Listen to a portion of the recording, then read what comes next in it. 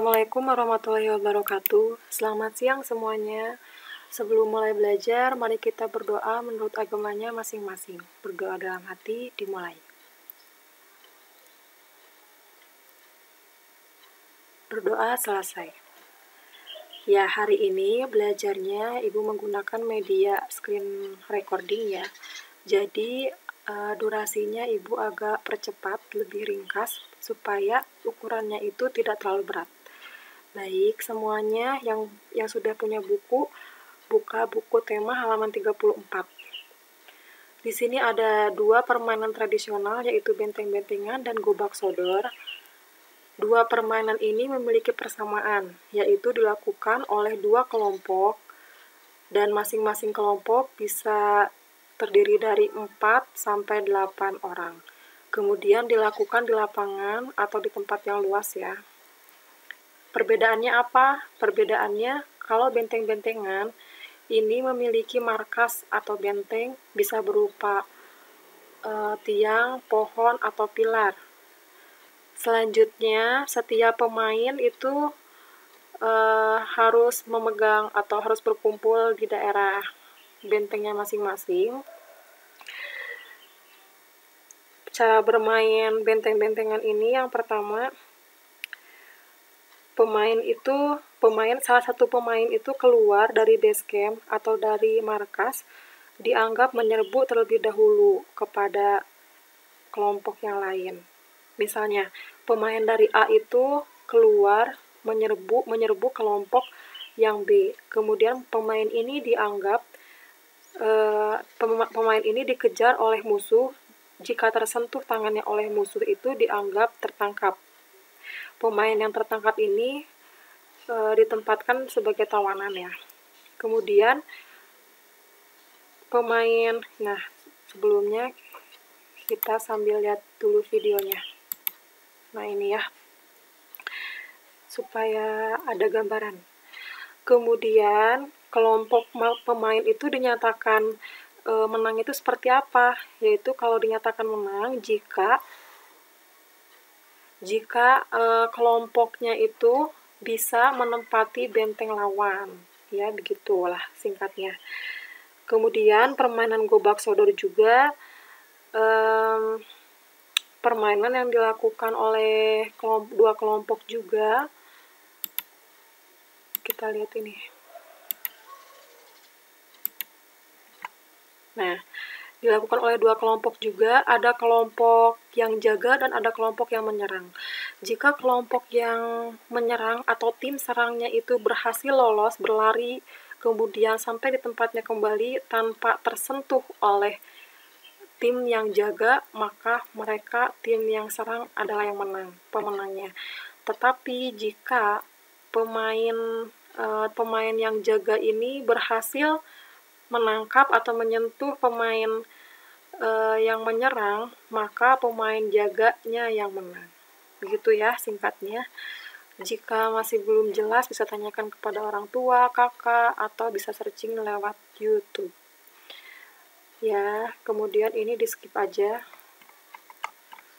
Nah, kebudayaan Indonesia ini sangat beragam. Selain mempunyai permainan tradisional, kita juga memiliki alat musik yang beraneka ragam juga ya. Di sini ada berbagai alat musik tentunya, ada kendang, ada suling, kemudian apalagi gitar gitu ya. Sekarang kalian tahu nggak kenapa bunyi bisa sampai terdengar oleh telinga kita? Melalui apa coba? Ada yang tahu? Untuk membuktikan bunyi itu berasal dari mana sih? Nah, di sini ada percobaannya untuk mengidentifikasi sifat bunyi ya. Apakah betul tidak melalui udara? Bisa merambat tidak melalui udara? Untuk membuktikannya bisa ikuti percobaan ini, atau yang lebih simpelnya begini. Teman-teman pernah nggak kalau punya karton yang digulung itu, kemudian dibisikin kepada teman-temannya atau dibisikin ke salah satu orang aja, pasti kedengar kan suara kita itu membuktikan bahwa suara itu merambat melalui udara. Jadi, bunyi itu mengeluarkan getaran yang merambat melalui udara sehingga sampailah ke telinga kita gitu. Kemudian bunyi juga bisa merambat melalui benda padat. Nah, untuk membuktikannya seperti ini aja. Ini kan ada percobaannya, bisa melalui percobaan ini bisa seperti ini juga. Ada percobaan lain ya. Nah, misalnya begini, kita duduk di depan sebuah meja, kemudian menunduk dan tempelkan salah satu telinga kita di atas meja. Kalian kalau di sekolah pernah kayak gitu. Kemudian ketuk jarimu dengan lembut permukaan meja yang berjarak sekitar 30 cm dari telinga kita. Diketuk, walaupun telinga kita disenderkan ke meja, pasti terdengar kan? Nah, itu adalah percobaan yang sederhana untuk membuktikan, untuk menunjukkan bahwa getaran bunyi itu bisa merambat melalui zat padat ya. Kita bisa mendengar ketukan lembut tangan kita karena getaran yang diteruskan oleh meja. Karena meja itu kan termasuk zat padat ya. Jadi betul, bunyi itu bisa merambat melalui zat padat. Kemudian, kalau ke zat air, zat cair bisa tidak terdengar oleh telinga kita. Untuk membuktikannya, nih ikuti ini atau yang ini aja, yang dari buku. Ikuti percobaan yang ada di buku tema. Nah, yang ini. Sediakan ember besar, air, corong kecil. Kemudian isi ember dengan air, masukkan corong ke dalam ember hingga bagian bawahnya terendam. Usahakan corong tidak menempel pada ember ya. Kemudian ketuklah salah satu sisi ember dengan menggunakan batu secara perlahan. Nah, terdengar tidak suaranya? Pasti terdengar ya, karena suara juga bisa merambat melalui zat air, zat cair, dan diteruskan melalui telinga kita. Medianya itu jadi melalui ini, corong kecil, kalau dari percobaan ini ya. Baik. Ini apa? Melalui media apa saja bunyi dapat merambat dari sampai telinga kita? Macam-macam. Kalau dari percobaan tadi bisa melalui meja yang diketuk-ketukan, kemudian alat musik juga bisa mengeluarkan bunyi kan. Kemudian karton yang digulung itu menandakan bahwa bunyi merambat melalui gas, seperti itu. Kemudian bunyi yang dihasilkan dari setiap media sama enggak? Tergantung medianya apa ya. Kemudian kesimpulannya jadi bunyi dapat merambat melalui zat padat, cair, dan gas. Seperti itu. Kemudian, nah, kemarin Ibu sudah menugaskan lagi mengenai gagasan pokok dari bacaan siap menghadapi musim hujan. Intinya, setiap bacaan itu memiliki beberapa paragraf. Nah, kita lihat di sini gagasan pokoknya itu yang pertama adalah musim hujan hampir tiba. Kemudian gagasan pendukungnya ini, yang lainnya, sisanya. Warga desa Kampung Babakan berdiskusi melakukan kerja bakti. Kemudian mereka berencana membersihkan selokan. Mereka sepakat ketika selokan bersih, warga tidak akan kebanjiran. Itu adalah gagasan pendukung paragraf ke-1. Kemudian gagasan pokok yang kedua adalah ini ya. Semua warga terlihat sangat bersemangat membersihkan selokan. Sisanya adalah gagasan pendukung. Kemudian ini yang di paragraf ketiga, gagasan utamanya itu atau gagasan pokoknya adalah ini. Tapi karena gagasan pokok itu tidak ada kata ganti orang seperti mereka, dia, nggak ada kata itu. Jadi gagasan pokoknya itu ini, siap menghadapi musim hujan. Dan yang lainnya ini disebut gagasan pendukung. Ya, begitu ya. Baik, sekarang kita lanjutkan lagi materi selanjutnya mengenai keberagaman ya. Di dalam keluarga hampir semua anggotanya itu berbeda. Berbeda karakter, berbeda kesukaan, dan lain-lainnya. Walaupun kita semua berbeda, tetapi harus tetap satu jua, seperti semboyan kita ya, Bhinneka Tunggal Ika. Dan di sini kalau di buku tema itu digambarkan seperti sapu lidi. Sapu lidi itu walaupun banyak, tapi harus tetap bersatu. Makna persatuan dan kesatuan isu itu bisa digambarkan dengan lidi ya. Nih, ada kegiatannya. Ambil sebuah sapu lidi, cabut sebatang lidi dari sapu tersebut.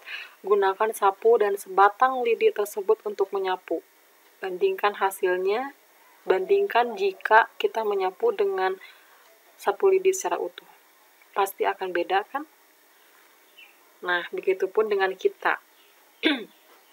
Kita sebagai makhluk sosial yang selalu berinteraksi dengan siapa saja, dengan orang-orang di sekeliling kita, pasti memiliki keberagaman budaya, karakter, berbeda adat istiadatnya. Kita harus saling menghargai, tidak boleh saling mengejek, tidak boleh saling apalagi menghina.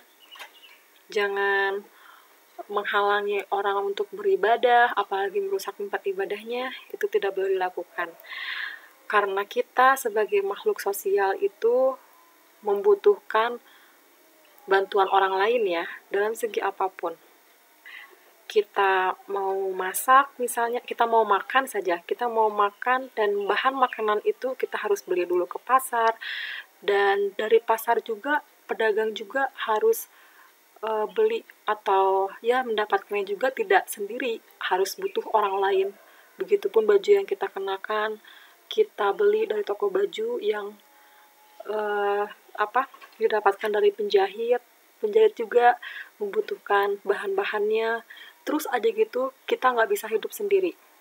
Ya, kita nggak bisa hidup sendiri, maka dari itu kita harus berlaku atau kita harus bersikap baik terhadap siapapun, kepada siapa saja yang berbeda agama, kepada siapa saja yang berbeda ras, suku bangsa, ya harus tetap menjaga persatuan ini. Jangan sampai melakukan kerusuhan, ya. Jangan dikit-dikit terpengaruh oleh orang lain untuk mendengki atau menjelek-jelekan sehingga timbullah kerusuhan gitu ya. Jangan sampai terjadi seperti itu. Kita harus saling toleransi ya intinya. Nah, berdasarkan penjelasan yang ringkas tadi, coba kalian simpulkan apa saja contoh-contoh lain sikap persatuan dan kesatuan dalam keberagaman. Tulis di buku tulis ya, yang ini, halaman 56. Oke. Dan ini, halaman 57. Ya, tugasnya tulis halaman 56 dan 57. Kemudian ada lagi tugas pecahan. Ya, materinya itu tentang pecahan. Jadi, matematika itu kita belajarnya terpisah dengan tema. Materinya bisa diambil dari buku mana saja, buku sumber itu bebas, tapi yang dipakai di sekolah kemarin yang dibagikan itu dari penerbit PT Sarana Pancakarya Nusa, tapi Ibu sendiri ini akan menerangkan dari buku sumber lain ya. Coba perhatikan dulu, pecahan, pasti kalian udah pernah kan belajar pecahan waktu kelas 3, untuk mengingatkan kembali nih, kalau pecahan itu adalah operasi pembagian. Misalnya 1/10, artinya 1 dibagi 10. Bilangan yang di atas ini namanya penyebut, bilangan yang di bawah ini namanya bilangan yang di atas ini namanya pembilang, dan bilangan yang di bawah ini namanya penyebut. Bisa juga digunakan untuk kehidupan sehari-hari. Misalnya nih, seperti ini. Seorang ayah ini mempunyai sebidang tanah berbentuk persegi panjang seperti ini, kemudian akan membagikan tanahnya itu kepada 4 orang anak, ya. Maka setiap anak itu mendapatkan berapa? Tentunya 1/4, ya. 1 dari 4 bagian. Begitu contohnya. Kemudian kita akan belajar mengenai pecahan senilai. Pecahan senilai ini adalah pecahan yang berbeda tetapi tetap bernilai sama. Cara menentukannya itu ada 3 cara. Ada yang dengan garis bilangan, ada dengan gambar, dan ada yang dengan membagi atau mengalihkan pembilang dan penyebut dengan bilangan yang sama. Kita bahas yang pertama dulu. Jika menentukan dengan garis bilangan, misalnya kita akan mencari tahu berapa pecahan yang senilai 1/2, 1/3, dan 2/3. Jadi kita buat garis bilangan dulu. Nih, bikin garis bilangan dulu. Kemudian kita bagi menjadi 2. Dan di tengah-tengah itu kita tulis 2/2. 2/2 itu kan artinya 1 ya. Dibagi 2 bagian menjadi yang tengahnya itu ini. Angkanya sama, yang bilangannya sama. Kalau kita mau nyari 1/2 berarti 2/2-nya di tengah-tengah. Kemudian di tengahnya ini lagi 1/2, di sini 3/2, ya. Kemudian untuk membuat garis bilangan 1/3, kita bisa peroleh dengan menarik garis yang sama. Kemudian di tengahnya diberi angka 3/3, ya. Kemudian karena di sini 0, di sini 3, maka di sini tuh harus diisi 1 dan 2. Kita bagi lagi, ya, dibagi menjadi 2 bagian lagi. Sama yang kanan juga. Jadi hasilnya seperti ini. Begitupun pecahan 1/4. Buat garis yang sama, kemudian di tengah-tengahnya tulis 4/4, dan di sebelah kirinya kita bagi menjadi beberapa bagian. Karena di sini 0, di sini 4, berarti harus dibagi menjadi 3 bagian. 1/4, 2/4, 3/4, seperti itu. Dan caranya itu seperti ini. Kalau yang senilai dengan 1/2 itu, nih, 1/2, sejajarnya dengan berapa? Dengan 2/3. Jadi 1/2 sama dengan 2/3 sama dengan berapa lagi yang sejajar? 3/6. Nah, ini adalah pecahan senilainya. Kemudian yang 1/3 itu, 1/3 ini sejajar dengan 2/6. Jadi ini senilainya. Kemudian 2/3. 2/3 ini sejajar dengan 4/6. Jadi itu senilainya. Bisa juga diketahui melalui gambar seperti ini. Misalnya 1/2 itu kan artinya 1 yang diarsir dari 2 bagian. Kemudian berapa lagi yang senilai? Kita buat kotak lagi yang sama, kemudian dibagi. Yang diarsir tetap yang ini, cuma ditarik garis. Jadi berapa bagian nih? 4. Jadi yang diarsirnya 2/4. Begitupun berapa lagi? Kita buat kotak lagi. Yang diarsirnya tetap sama, setengahnya, tapi kita tarik garis lagi, tambahin garis lagi. Jadi aja 6 bagian. Yang diarsir jadi 3/6, ya. Jadi yang senilainya itu ini 1/2 sama dengan 2/4 sama dengan 3/6.